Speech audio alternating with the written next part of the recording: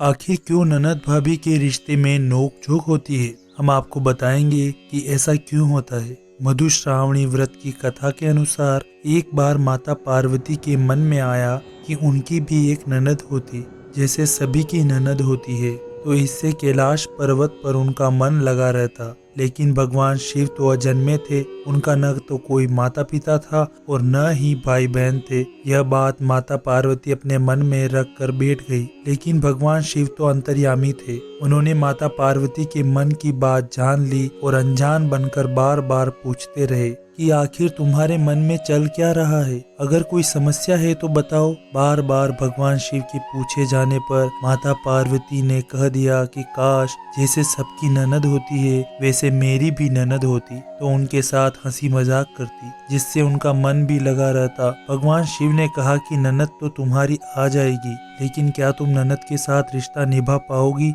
कहीं अगर दोनों के बीच नहीं बनी तो क्या होगा? पार्वती जी ने कहा कि आखिर ननद से मेरी क्यों नहीं बनेगी, मैं ननद भाभी के रिश्ते को अच्छे से निभा लूंगी। फिर क्या था, भगवान शिव ने अपनी माया से एक देवी को उत्पन्न किया। भगवान शिव ने जिस देवी को उत्पन्न किया वह देखने में काफी मोटी थी और उनके पैरों में बड़ी बड़ी मोटी दरारें थी।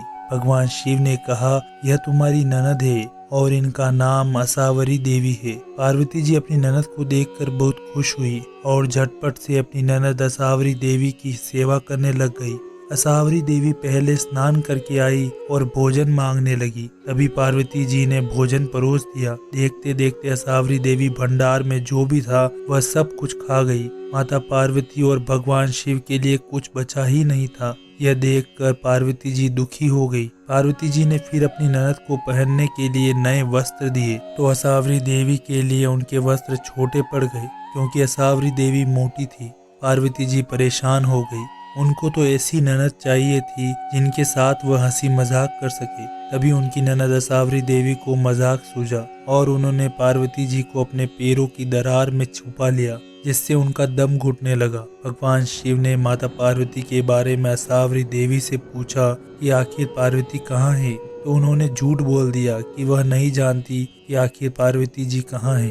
पार्वती जी चाहती तो आ जाती, लेकिन ननद की ठिठोली समझकर वह उन दरारों में बैठी रही। जब असावरी देवी की बात सुनी तो भगवान शिव को क्रोध आ गया और कहा कि कहीं ये तुम्हारी बदमाशी तो नहीं। तब असावरी देवी हंसने लगी और जमीन पर पांव पटक दिया, जिसकी वजह से पैरों की दरारों में से पार्वती देवी बाहर निकल आई। पार्वती जी अपनी ननद की हरकतों से परेशान हो गई और भगवान शिव से कहा कि आप जल्दी से ननद को ससुराल भेज दीजिए, मुझसे बहुत बड़ी गलती हो गई है ननद की चाह रखकर। भगवान शिव ने असावरी देवी को कैलाश से विदा कर दिया। भगवान शिव ने कहा कि पार्वती यह तो मेरी माया थी, आप में संतुष्टि का भाव खत्म हो रहा था, जिसकी वजह से मैंने यह माया रची।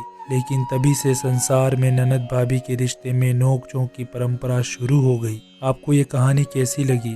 वीडियो पसंद आई हो तो लाइक, शेयर एंड सब्सक्राइब जरूर करें।